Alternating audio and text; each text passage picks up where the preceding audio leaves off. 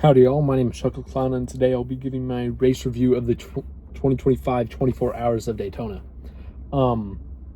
So I don't have the results pulled up. Clearly I'm in my car.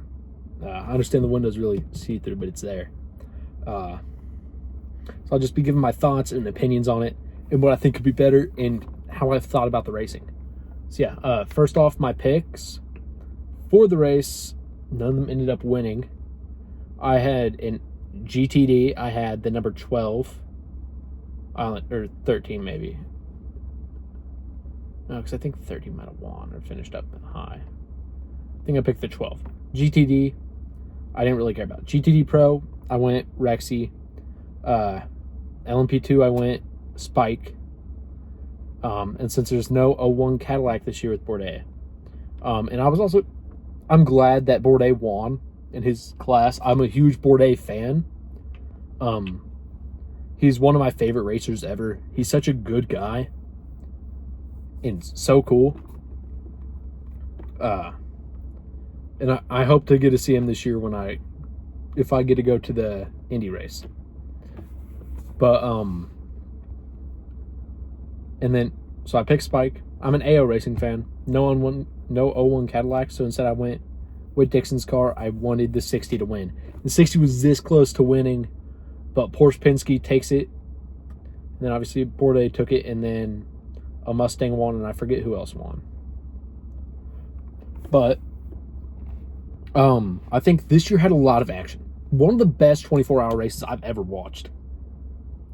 And another good one was it 2023 Le Mans 24 was when NASCAR was in it. I like that just because NASCAR was in it.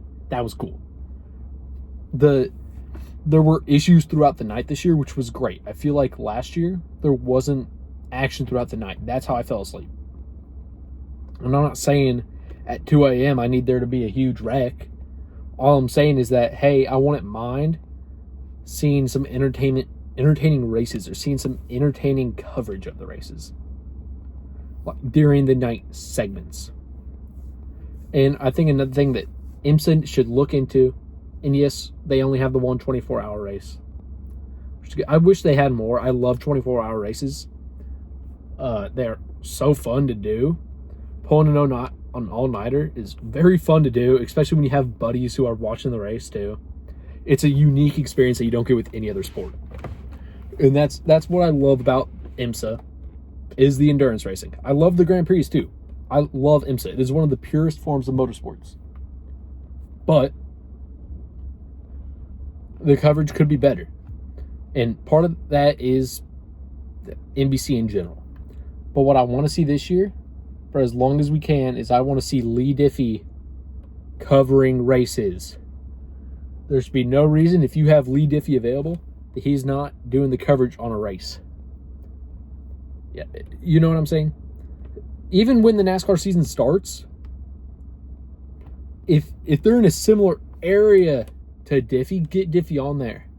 For Sebring, get Diffie on there. Sebring, is that on a Sunday or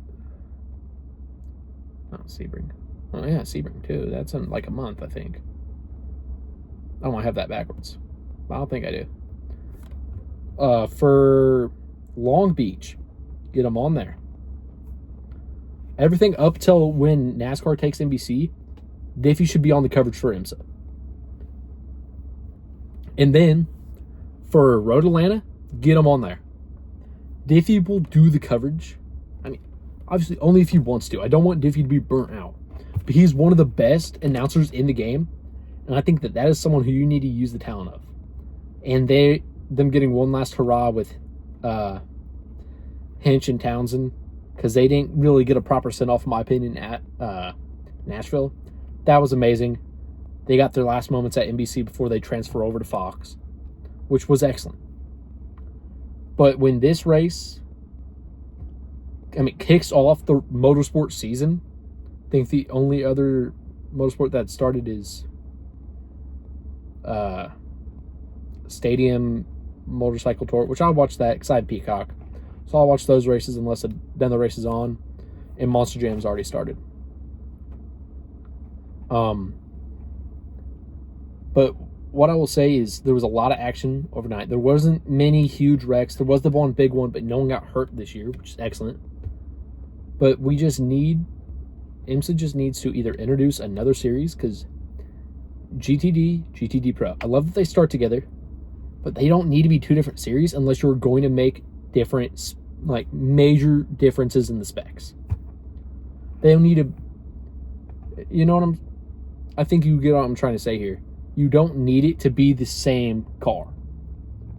I want there to be either another prototype series or another car in that field in general. With 61 cars, you shouldn't have over a third of it be GTD and GTD Pro. I love those cars. They race amazing. They race excellent. But there are two cars, I don't know. I'm complaining for no point. I just want there to be a fifth level again. That's when I started watching IMSA, was when there was a fifth level. And I loved it. It was excellent. And I think I just missed that. But also, we've had some of the best racing and most competitive racing since. So yeah, I just went on like a 3-minute rant for nothing. I'm sorry, guys. But Penske winning again. And the weather this year really played a factor. Where it was so cold, so hard, you saw a lot of people struggle on restarts and out of the pits. And that's something that you love, and I think it's all the cold weather that we've been having here in America. I'm in the northern states, Midwest. I'm in Indy. So obviously we've had a lot of snow. And then you go down to Florida. Florida's had a lot of snow. Not down in Daytona, but it was still cold as heck down there. And that affected the racing. And that was some of the best racing I've seen out of IMSA in a little bit. And the best 24-hour race I think I've ever watched fully. And I've rewatched a couple of Grand Prix here and there. But yeah, this is where I'm going to end it. I'll give this race, we'll go out of 100. An 87. 87 out of 100. Yeah, thank you all so much for watching. If you enjoyed, please like and subscribe and come back next time. Peace, y'all.